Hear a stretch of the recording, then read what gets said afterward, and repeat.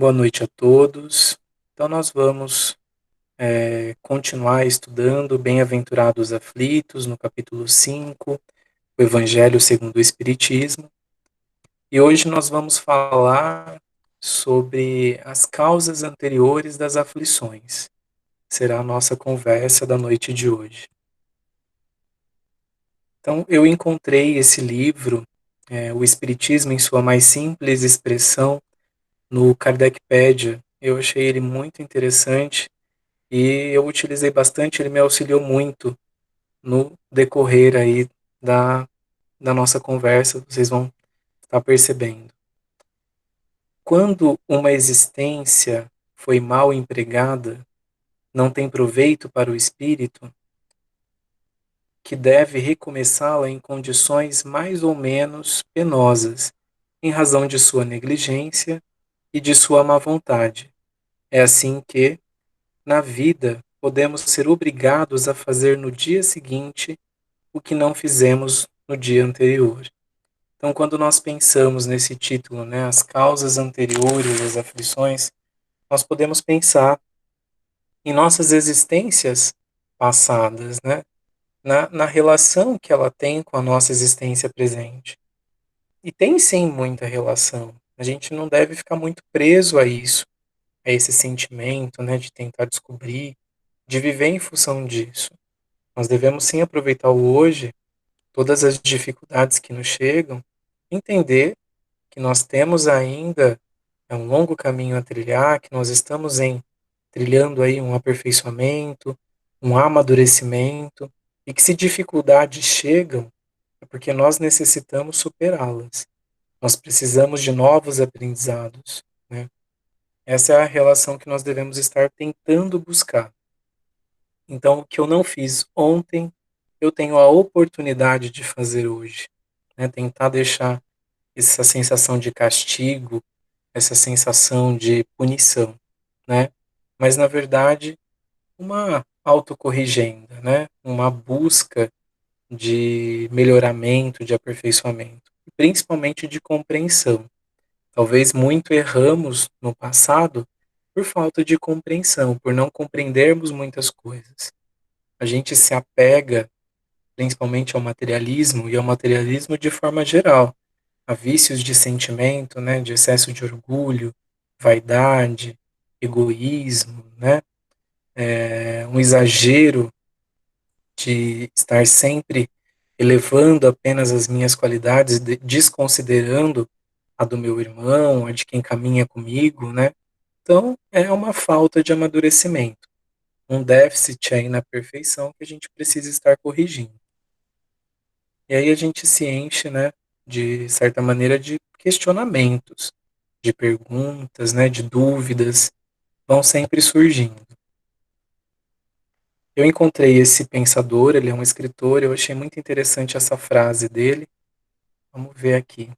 O segredo da existência humana reside não só em viver, mas também em saber para que se vive. Então a gente busca, né? Nossa, o porquê da minha existência, o porquê das minhas dores, o porquê dos meus sofrimentos, né? E a gente vai se questionando, tentando entender em vários porquês, né? Em várias dúvidas. Eu achei muito interessante esse pensamento dele. Vou falar um pouquinho dele rapidinho. Então, ele é o Fyodor Dostoiévski.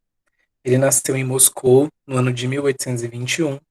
Ele desencarnou em 1881. Ele trabalhou integralmente como escritor, produzindo romances, novelas, contos, memórias, escritos jornalísticos e escritos críticos. Além disso, ele atuou como editor em revistas próprias, como preceptor e participou de atividades políticas. Suas obras mais importantes foram as literárias, onde abordou, entre outros temas, o significado do sofrimento e da culpa, o livre-arbítrio, o cristianismo, o racionalismo, o niilismo, que seria a negação de todos os princípios religiosos, mas ele não era ateu, ele era cristão ortodoxo. Eu vi isso na bibliografia dele. Ele fala também sobre a pobreza, a violência, o assassinato, o altruísmo, que é esse amor desinteressado ao próximo, esse sentimento de abnegação. Ele também analisa transtornos mentais, muitas vezes ligados à humilhação, ao isolamento, ao sadismo, ao masoquismo e também ao suicídio.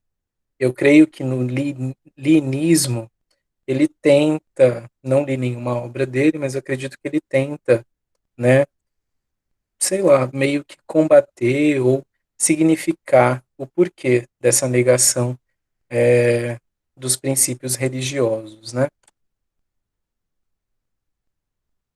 E no item 12 do Espiritismo em sua mais simples expressão, o aperfeiçoamento do espírito é o fruto de seu próprio trabalho, não podendo, em uma única existência corpórea, adquirir todas as qualidades morais e intelectuais que devem conduzi-lo ao objetivo.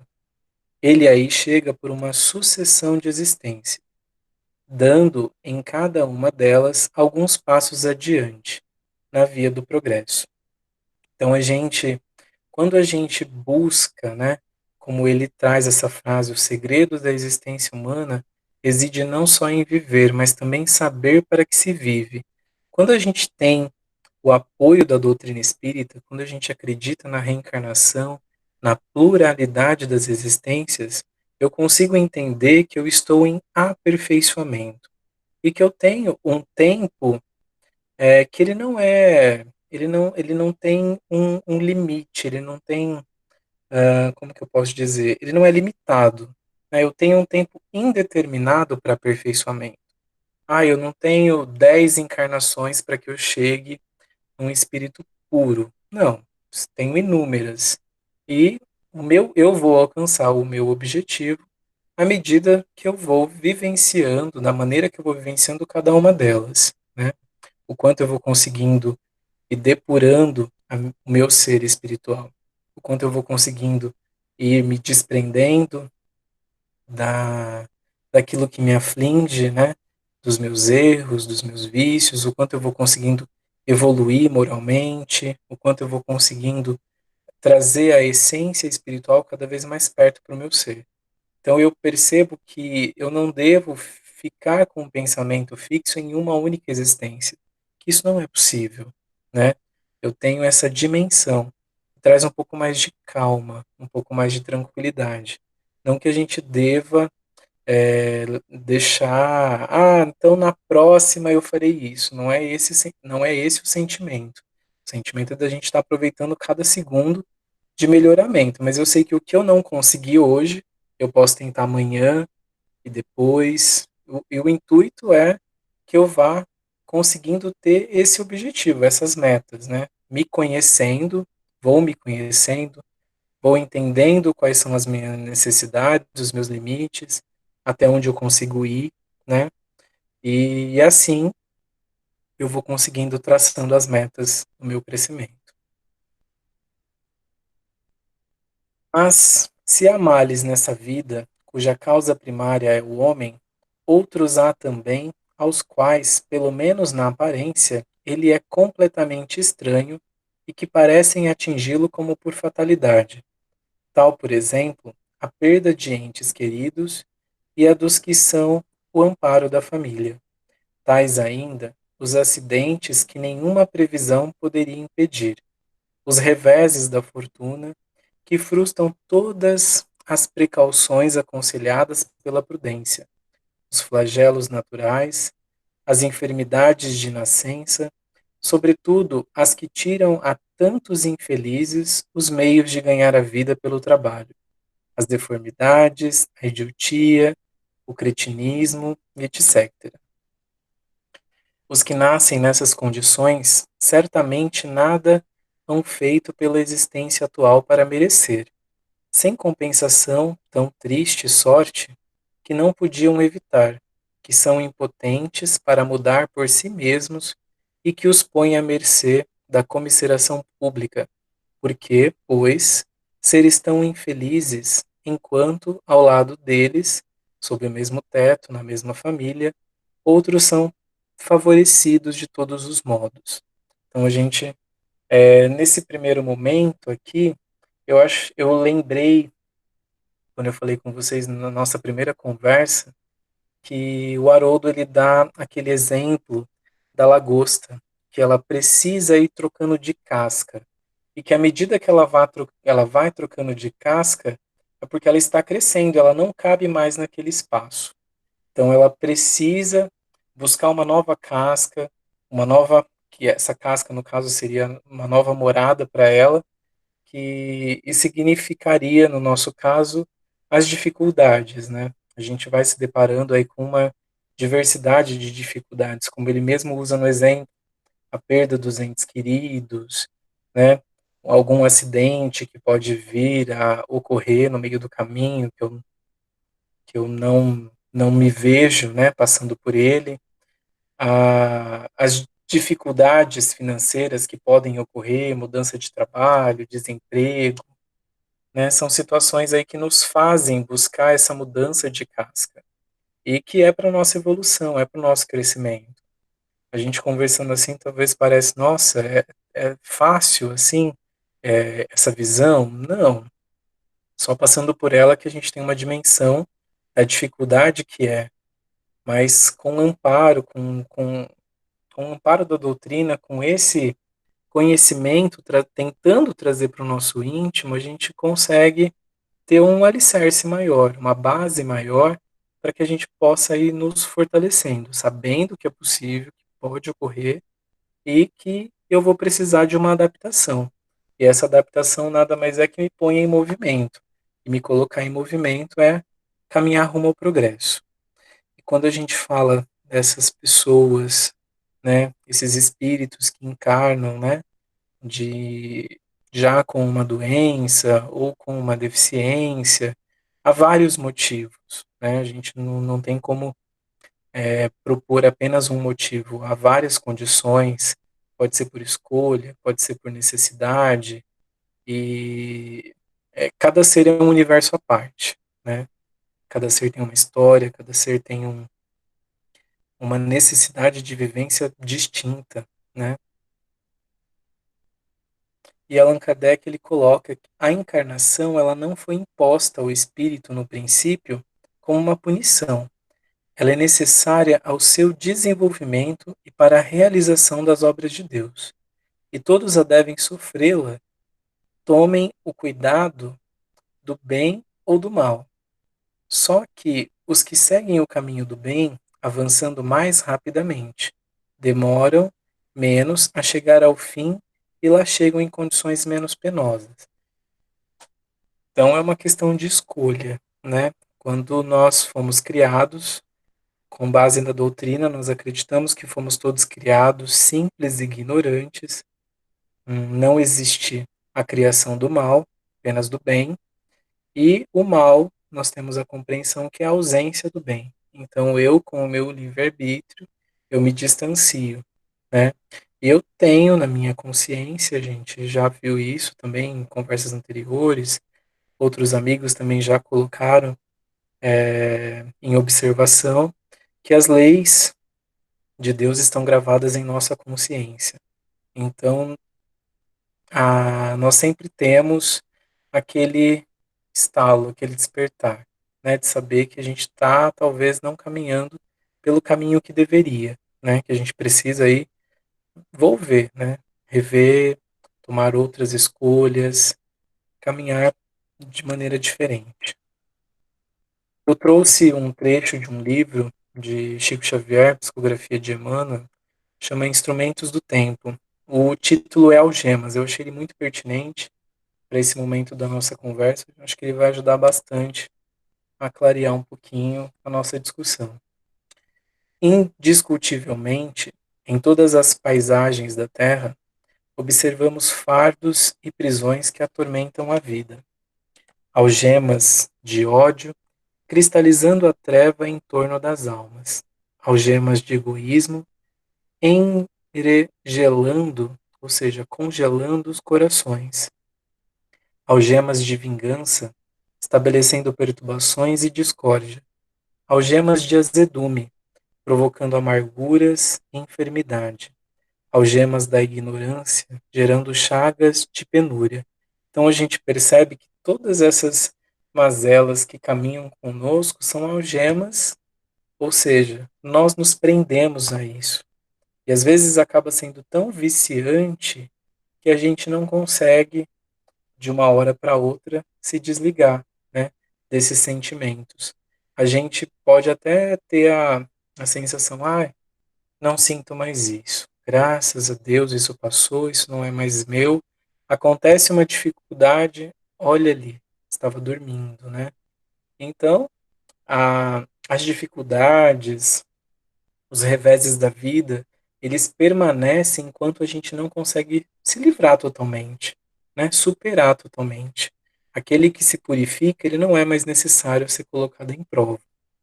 Vou continuar aqui. Na vida social, permanece a criatura encadeada a deveres que lhe martirizam a existência, tanto quanto no lar, antigos companheiros que ontem se acumpliciavam na crueldade, hoje se prendem uns aos outros em tremendos conflitos expiatórios. Então, nós sabemos que dentro do nosso lar, no nosso seio familiar, estão os nossos maiores amores e também os nossos maiores inimigos. Nós temos então a necessidade de fazer com que essa relação ela se purifique apenas em amor. É a necessidade existente da gente conseguir tirar todos aqueles grilhões do passado, tirar o homem velho de dentro de nós e trazer à tona o homem novo, né? E burilando, aperfeiçoando e principalmente nesse movimento em sociedade, conseguindo aí nos desprender.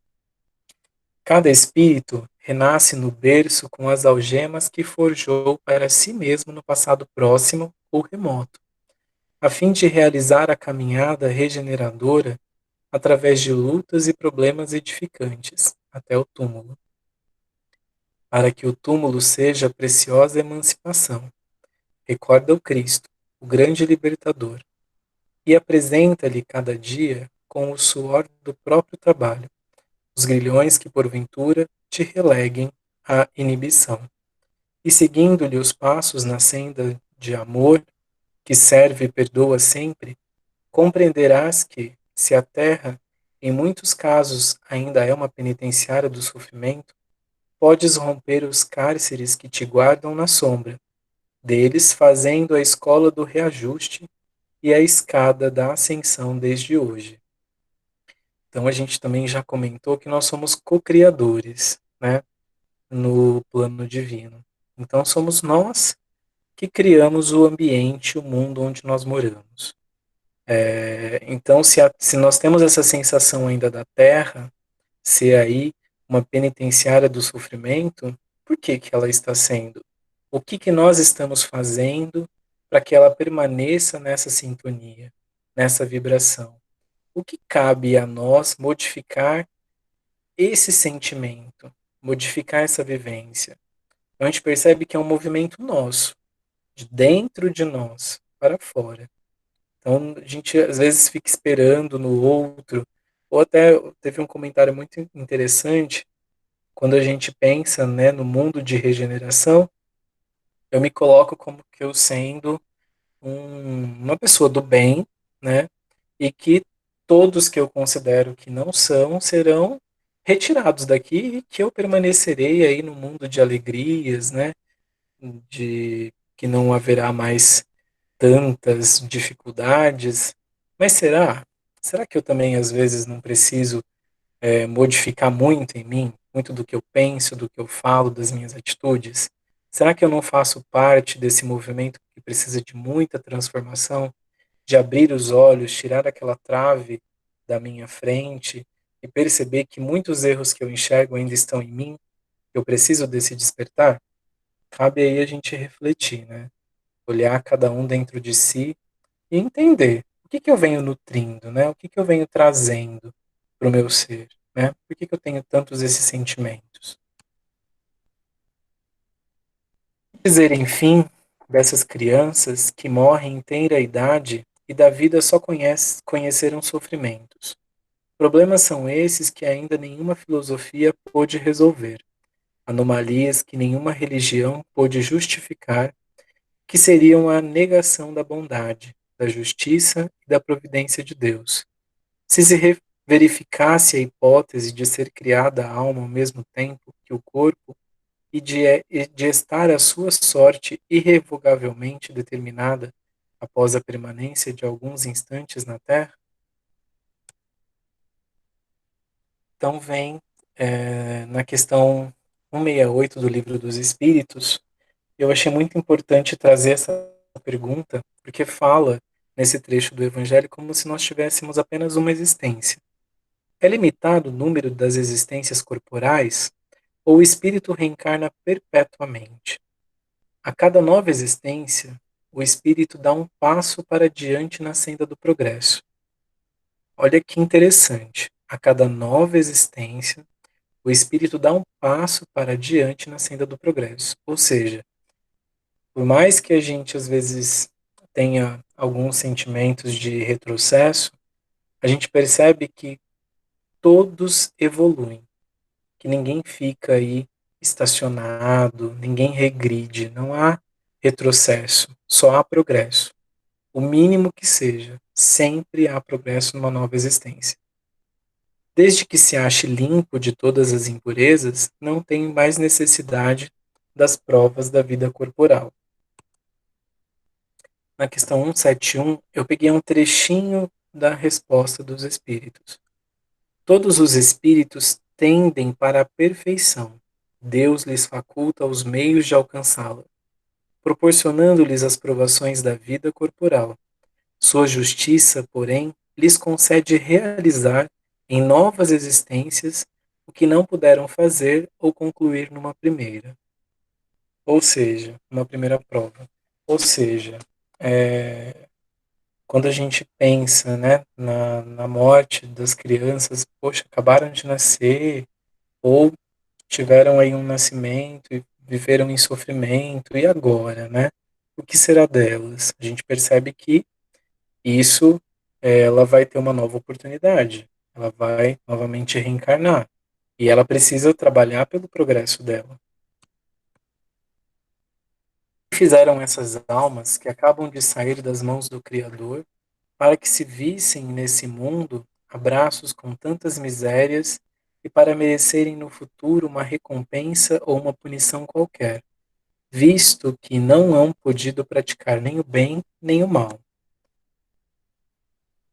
Na questão 198 do Livro dos Espíritos, não tendo podido praticar o mal, o espírito de uma criança que morreu em tenra idade pertence a alguma das categorias superiores? Então os espíritos respondem: se não fez o mal, igualmente não fez o bem. E Deus não isenta das provas que tenha de padecer. Se for um espírito puro, não é pelo fato de ter animado apenas uma criança, mas porque progredira até a pureza, em existências anteriores. Na questão 199, por que tão frequentemente a vida se interrompe na infância? A curta duração da vida da criança pode representar para o espírito que a animava o complemento de uma existência precedente interrompida, antes do momento em que devera terminar, e sua morte, também não raro, constitui uma provação ou uma expiação para os pais. Então a gente percebe que todo mundo evolui nesse momento. A criança, que precisava de mais um tempo para concluir possivelmente uma existência anterior, talvez foi abreviada por algum motivo, e os pais, por todo o amor que nutre naquele momento do nascimento, é uma aprovação bastante difícil de estar aí se desligando momentaneamente da presença do filho. Que sucede ao espírito de uma criança que morre pequenina e começa em outra existência? Todavia, por virtude do axioma segundo o qual todo efeito tem uma causa, tais misérias são efeitos que hão de ter uma causa, e desde que se admita um Deus justo, essa causa também há de ser justa.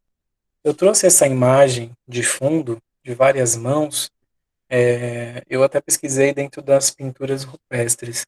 Eu tentei, assim, eu estava lendo, pesquisando, eu falei, poxa, a gente deixa as nossas marcas, seja na nossa existência, no nosso perispírito, nós estamos sempre deixando a nossa marca na linha do tempo, né?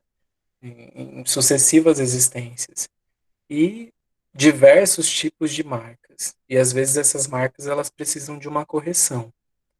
Então, trazendo do princípio que todo efeito tem uma causa, as marcas que nós viemos aí deixando ao longo de nossas existências, nós podemos estar aí colhendo as consequências através da existência atual, de uma existência futura, provavelmente, onde nós estaremos aí tendo a oportunidade de corrigir, né, de rever, de amadurecer e de consertar muitas coisas que talvez nós deixamos aí em desarranjo. Ora, ao efeito precedendo sempre a causa, se esta não se encontra na vida atual, há de ser anterior a essa vida, isto é, há de estar numa existência precedente. Por outro lado, não podendo Deus punir alguém pelo bem que fez, nem pelo mal que não fez, se somos punidos, é que fizemos o mal, e esse mal não o fizemos na vida presente, tê-lo-emos feito noutra. Então, eu só queria tentar ressaltar um pouco essa questão de punição. A gente acaba tendo um outro ponto de vista, que não é uma punição, é uma oportunidade de crescimento. Eu olhar para o meu passado, vamos imaginar uma situação que eu estou programando a minha encarnação. Eu olho para o meu passado e falo, poxa, eu errei ali, eu errei aqui.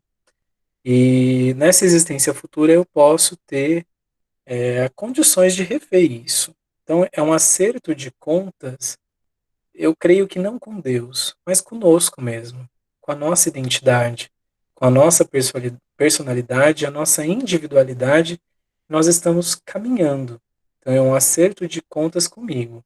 Isso eu acabo tendo aí essa percepção no momento quando eu tenho um outro ponto de vista, quando eu consigo talvez olhar com um pouquinho mais de amadurecimento, né, de entender realmente a, a situação e que eu preciso reaver isso, né? Então ela é uma alternativa a que ninguém pode fugir e que em lógica decide de que parte se acha na justiça de Deus. No livro O que é Espiritismo, de Allan Kardec, na pergunta 132, qual a causa dos males que aflige a humanidade? O nosso mundo pode ser considerado, ao mesmo tempo, como escola de espíritos pouco adiantados e cárcere de espíritos criminosos. Os males da nossa humanidade são as consequências da inferioridade moral da maioria dos espíritos que a formam. Pelo contato de seus vícios, eles se infelicitam reciprocamente e punem-se uns aos outros. O homem, pois, nem sempre é punido ou punido completamente na sua existência atual, mas não escapa nunca às consequências de suas faltas. A prosperidade do mal é apenas momentânea. Se ele não espiar hoje, espiará amanhã, ao passo que aquele que sofre está espiando o seu passado. Um infortúnio que, à primeira vista, parece merecido em sua razão de ser, e aquele que se encontra em sofrimento pode sempre dizer: perdoa-me, Senhor, porque pequei. Nessa imagem, eu pensei um pouquinho. Quando a gente tem a concepção de que nós somos criados simples e ignorantes, eu penso nessa sementinha. Esse é o meu ponto de vista. E aí eu começo a crescer. E em mim vai saindo raízes, né? E nessa segunda imagem, olha só, as raízes eu vejo como a minha ação na matéria através da encarnação. E percebem que nessa segunda imagem eu ainda estou um pouquinho enterrado aqui na Terra, né? sei, eu penso que pode ser aí o excesso aí do materialismo, o excesso é, do meu, dos meus sentimentos mais animais aí, que ainda estão mais presentes na minha existência. E ao passo que eu vou crescendo, eu vou conseguindo tirar essa sementinha aí da terra e ela começa aos poucos criar ou desabrochar frutos, como se fosse aí do meu amadurecimento. Eu permaneço com as minhas raízes, né? Tudo faz parte do meu ser, da minha individualidade, todo o meu conhecimento, todas as minhas sensações, as minhas percepções, tudo faz parte de mim. Mas fora dessa crisálida aí, começando a sair, eu começo a perceber que eu estou começando a amadurecer. E aí começa a denotar esses frutos. Então, eu vou crescendo cada vez mais e o objetivo é chegar até a perfeição. Então, aqui nessa última imagem, eu tenho mais um pouco de compreensão, eu penso um pouco mais livremente, eu consigo me desapegar um pouco mais da matéria, eu consigo me aproximar cada vez mais da minha essência espiritual e eu continuo criando e desabrochando mais frutos e cada vez melhor, né? Aí na minha escala evolutiva. Porém, eu faço parte de um todo da minha individualidade, de tudo que eu vivenciei, tudo que eu aprendi, tudo continua comigo. Eu tive essa percepção e eu tive vontade de dividir isso com vocês. Não basta sofrer simplesmente para ascender à glória espiritual. Indispensável é saber sofrer, extraindo as bênçãos de luz que a dor oferece ao coração sequioso de paz.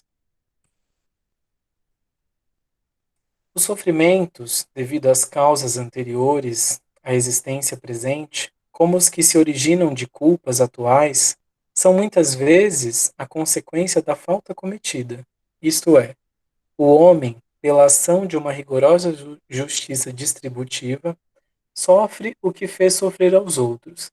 Se foi duro e desumano, poderá, a seu turno, tratado duramente e com desumanidade. Se foi orgulhoso, poderá nascer em humilhante condição. Se foi avaro, egoísta, ou se fez mau uso de suas riquezas, poderá ver-se privado do necessário. Se foi mau filho, poderá sofrer pelo procedimento de seus filhos. Por trás do sofrimento, a se nos originar do orgulho ferido, está simplesmente a paixão pelas aparências, a que mais se nos afeiçoa o sentimento de superioridade ilusória.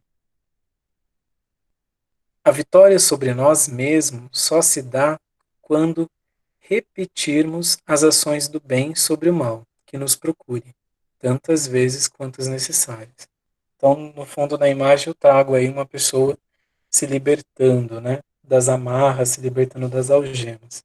É essa busca de crescimento, né? Eu preciso me libertar. Eu quero me libertar e é através do trabalho, é através da vivência, é através do convívio social que eu vou conseguindo, me colocando à prova, aí me libertando dessas sensações.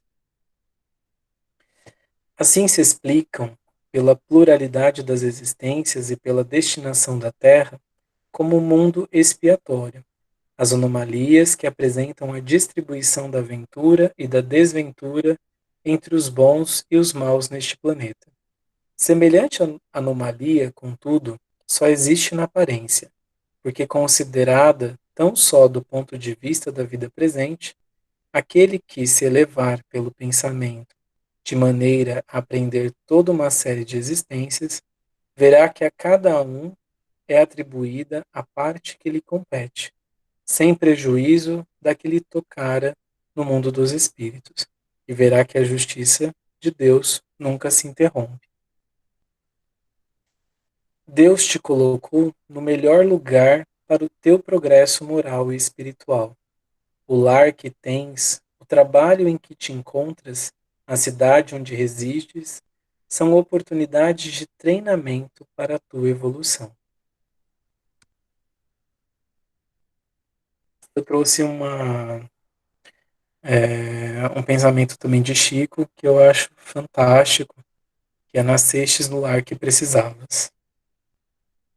Nascestes no lar que precisavas, vestistes o corpo físico que merecias, moras onde melhor Deus te proporcionou, de acordo com o teu adiantamento. Possui os recursos financeiros coerentes com as tuas necessidades, nem mais, nem menos, mas o justo para as tuas lutas terrenas. Teu ambiente de trabalho é o que elegestes espontaneamente para a tua realização. Teus parentes, amigos, são as almas que atraístes com a tua própria afinidade. Portanto, teu destino está constantemente sob teu controle. Ou seja, tudo que eu tenho, tudo que eu vivencio no hoje é a situação que eu proporcionei para mim mesmo, através das minhas atitudes, através dos meus pensamentos, através das minhas lutas, através da minha sintonia. Então eu percebo que eu vou atraindo os afins, né? Aquilo que eu tenho realmente afinidade, né? Tu escolhes, recolhes, eleges, atrais, buscas, expulsas, modificas tudo aquilo que te rodeia a existência. Teus pensamentos e vontades são as chaves de teus atos e atitudes. Os pensamentos e as nossas vontades são as chaves de nossos atos e nossas atitudes. Por isso que é reforçado bastante o cuidado, né, com o orai e vigiai. O que a gente pensa, o que a gente sente, a gente atrai. E aí eu consigo, pelo que eu estou pensando, ter uma ideia do que está próximo de mim, do que eu estou vivenciando, o que eu estou trazendo para a minha vida, se é positivo, se é negativo, tudo depende da sintonia que eu estou vibrando no momento.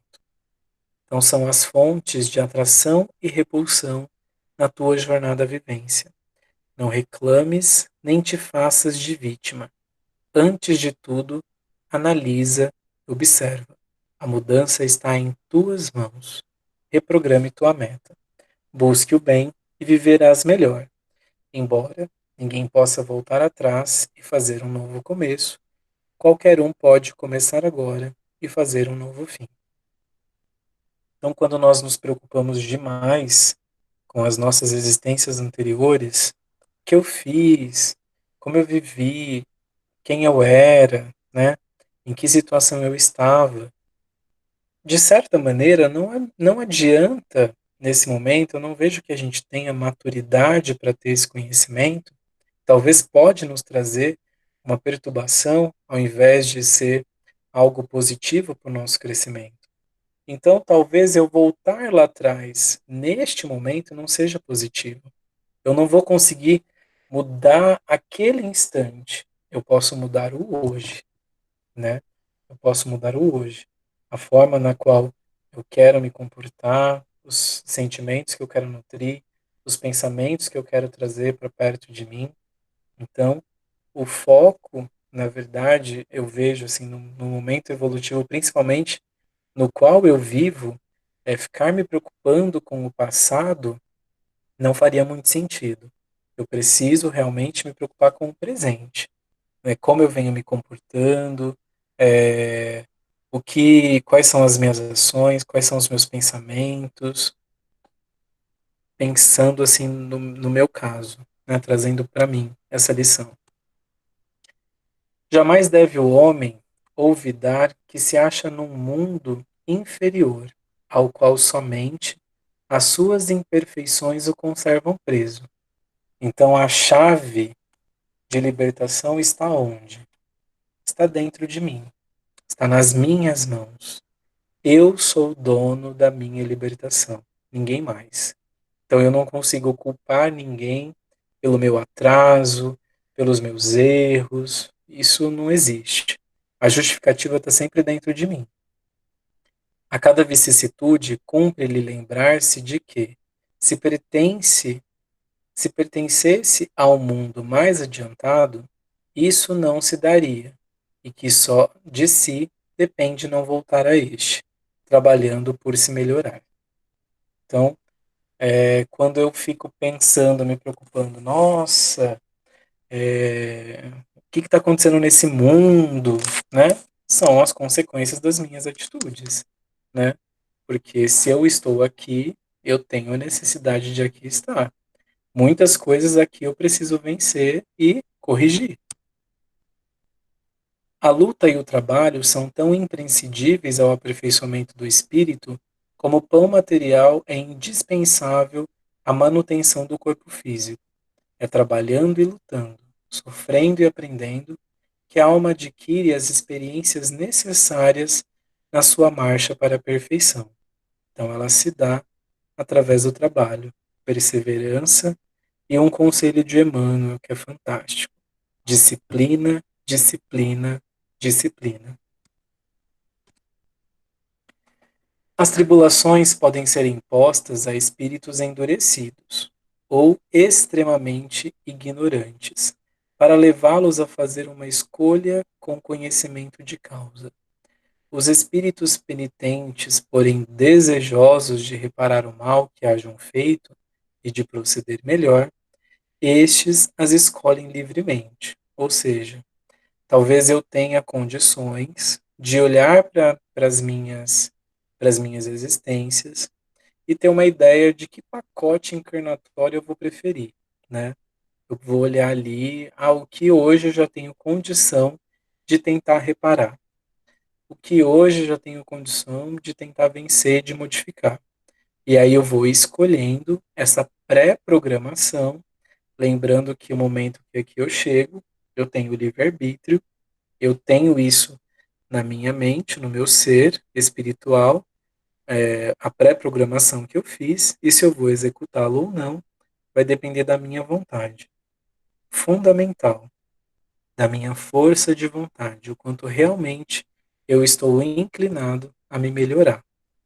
Ou se realmente eu não tenho condição nenhuma disso, porque eu ainda vou estar preso, muito endurecido, muito ignorante em relação ao amadurecimento que eu necessito, ela pode vir de maneira como uma imposição, né? Mas não que será uma imposição punitiva. É uma imposição porque no momento eu não tenho amadurecimento para entender que eu preciso passar por aquela prova. Mas há a necessidade de vencer aquilo. Tal o caso de um que, havendo desempenhado mal sua tarefa, pede que o deixem recomeçar, para não perder o fruto de seu trabalho. As tribulações, portanto, são, ao mesmo tempo, expiações do passado, que recebe nelas o merecido castigo, e provas com relação ao futuro, que elas preparam. Então a gente pensa novamente, tem aqui, que recebe nelas o merecido castigo. Eu acho que vale bastante a pena a gente refletir que não venha a ser um castigo, mas sim uma necessidade de corrigir. Então a gente é mais interessante a gente levar pelo ponto de vista que é uma oportunidade de crescimento e não um castigo, porque eu só consigo evoluir se eu aceito. Se eu levo como um castigo, eu posso me fazer de vítima. E se eu me faço de vítima, eu não tenho crescimento. É, Então, as tribulações, portanto, são ao mesmo tempo expiações do passado, que recebe nelas o merecido castigo, e provas com relação ao futuro que elas preparam. Rendamos graças a Deus, que em sua bondade faculta o homem reparar seus erros e não o condena irrevogavelmente por uma primeira falta. A prova que te busca é a mensagem da vida. Ouve a tribulação, atende, serve e segue. Mais tarde entenderás o bem que recebeste. Da terra massacrada surge o trigal maduro. Nas pontas do espinheiro cai a chuva de rosas. Na dor que te acontece, vem o auxílio de Deus. Não há crer, no entanto, que todo sofrimento suportado neste mundo denote a existência de uma determinada falta. Muitas vezes são simples provas buscadas pelo espírito para concluir a sua depuração e ativar o seu progresso. Assim, a expiação serve sempre de prova, mas nem sempre a prova é uma expiação.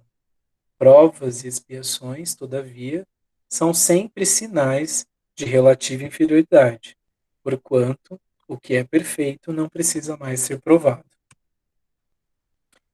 Pode, pois, um espírito haver chegado a certo grau de elevação e, nada obstante, desejoso de adiantar-se mais, solicitar uma missão, uma tarefa a executar, pela qual tanto mais recompensado será se sair vitorioso. Quanto mais rude haja sido a luta, tais são especialmente essas pessoas de instintos naturalmente bons, de alma elevada, de nobres sentimentos inatos, que parece nada de mal haverem trazido de suas precedentes existências e que sofre com resignação toda cristã as maiores dores, somente pedindo a Deus que as possam suportar sem murmurar. Pode-se, ao contrário, considerar como expiações as aflições que provocam queixas e impelem o homem à revolta contra Deus. Ninguém pode ter saúde física e mental sem limpar o coração das amarguras, sem ter consciência tranquila, sem deixar de sofrer pelos problemas do passado e sem perdoar ignorância alheia. Ou seja, a gente precisa trazer toda essa higiene para o nosso ser e limpando o nosso coração, as nossas percepções, as nossas sensações, os nossos vícios e principalmente apurando cada vez mais o nosso contato com o outro, né? Entendendo mais as pessoas, principalmente quando elas são bastante distintas. Lembrando que cada ser realmente é um universo à parte, que nós estamos em diferentes graus evolutivos. Pensamos, às vezes, muito diferente. Podemos encontrar afins, né, que têm pensamentos muito semelhantes, como também que são muito distintos, mas que precisam caminhar junto. E aquele que tem um amadurecimento maior, lógico que precisa ter também uma percepção, né, um cuidado maior no caminho com aquele que ainda a gente pode dizer que caminha com muita ignorância, com muita falta de conhecimento, né, com ideias tão diferentes. Porém, é importantíssimo a gente pensar nisso que Joana passa por Divaldo. É interessantíssimo a gente saber, sim, que nós precisamos ter a indulgência, nós precisamos exercer a paciência, o amor, né? Mas esse pensamento que Joana de Ângeles passa para Divaldo, ele é fundamental para que a gente também não fique aprisionado. Ama sempre, mas não te permita relacionamentos conflituosos sob a justificativa de que tens a missão de salvar o outro, porque ninguém é capaz de tornar feliz aquele que a si mesmo se recusa à alegria de ser pleno. A gente não tem essa condição. A gente pode estar sempre caminhando lado a lado, mas a gente não tem essa condição de salvar o outro, de fazer com que o outro desperte. Não a força. A gente pode ir através do exemplo. Talvez ele não desperte agora, como nós queremos, mas num futuro próximo. Sem dúvida, o sofrimento que não provoca queixumes pode ser uma expiação, mas é indício de que foi buscada voluntariamente, antes que imposta, e constitui prova de forte resolução, o que é sinal de progresso. Somos a transformação que queremos no mundo, ou seja, O papel é nosso. Nós que estamos aí trabalhando. E se nós estamos trabalhando, a gente tem que tentar dar sempre o melhor de nós mesmos. Os espíritos não podem aspirar à completa felicidade até que não se tenham tornado puros. Qualquer mácula lhes interdita a entrada nos mundos ditosos. São como passageiros de um navio onde há pestosos, os quais se veda o acesso à cidade a que aportem, até que se hajam expurgado. Mediante as diversas existências corporais, é que os espíritos se vão expungindo pouco a pouco de suas percepções. No momento em que o teu amor seja capaz de superar o sofrimento, sem rebeldia nem queixa, terás alcançado a meta que buscas. As provações da vida os fazem adiantar-se, quando bem suportadas. Como expiações, elas apagam as faltas e purificam. São o remédio que limpam as chagas e cura o doente. Quanto mais grave é o mal, tanto mais enérgico deve ser o remédio. Aquele, pois, que muito sofre, deve reconhecer que muito tinha a expiar e deve regozijar-se a ideia da sua próxima cura. Dele depende, pela resignação, tornar proveitoso o seu sofrimento, e não lhe estragar o fruto com as suas impaciências, visto que, do contrário, terá de recomeçar. Eu trouxe aqui também uma oração de Francisco de Assis, que ele nos dá uma receita, né? Ele nos dá uma receita de proceder mediante esse comentário final aí do Evangelho. Ele nos dá uma receita, o modo de preparo, né? Tudo. E o resultado final, que a gente deveria estar trazendo, gravado em nosso ser, essa prece de Francisco de Assis para o nosso crescimento no dia a dia, a cada momento que a gente se encontra em dificuldade, fundamental aí para o nosso crescimento. Senhor, fazei-me instrumento de vossa paz. Onde houver ódio, que eu leve o amor. Onde houver ofensa, que eu leve o perdão. Onde houver discórdia, que eu leve a união. Onde houver dúvidas, que eu leve a fé. Onde houver erro, que eu leve a verdade. Onde houver desespero, que eu leve a esperança. Onde houver tristeza, que eu leve a alegria. Onde houver trevas, que eu leve a luz. Ó Mestre, fazei que eu procure mais consolar que ser consolado, compreender que ser compreendido, amar que ser amado. Pois é dando que se recebe, é perdoando que se é perdoado, e é morrendo que se vive para a vida eterna. Então, é um resumo da nossa luta existencial de cada dia. Nós devemos sempre estar buscando ser um instrumento de Deus, um instrumento da espiritualidade, para que a gente possa caminhar com firmeza, buscando sempre auxiliar. E à medida que nós auxiliamos, não tenhamos dúvida que somos muito auxiliados. Esse livro, O Espiritismo na sua mais simples expressão, eu não conhecia. Eu conheci nessa busca, que eu fui montando para a gente poder conversar.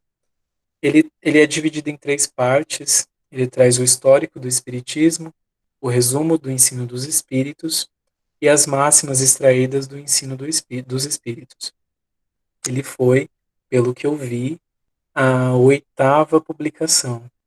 Eu gostei muito, achei ele muito, uma leitura muito gostosa e principalmente ele auxiliou muito nesse desenvolvimento aqui da palestra. Eu trago aqui também todas as referências bibliográficas que eu fui usando. Kardecpedia, ela vem me auxiliando desde a primeira conversa que eu montei. Hoje eu fiz questão de colocá-la aqui. E através dela foi que eu conheci o Espiritismo na sua mais simples expressão. Encontrei também os conceitos que eu fui buscando, o que é o Espiritismo, um livro também muito fantástico. A base é o Evangelho, O Livro dos Espíritos é fundamental, auxilia muito. E Instrumentos do Tempo, eu já tinha ele aqui em casa e ele também me auxiliou bastante para que a gente pudesse conversar hoje. Indico todos a vocês. Agradeço bastante, né, pela conversa de hoje e espero que a gente possa tá aprendendo bastante, tá trazendo para o nosso íntimo e principalmente para nossa transformação moral, para o nosso crescimento, para o nosso amadurecimento. Muito obrigado, pessoal, por me ouvir.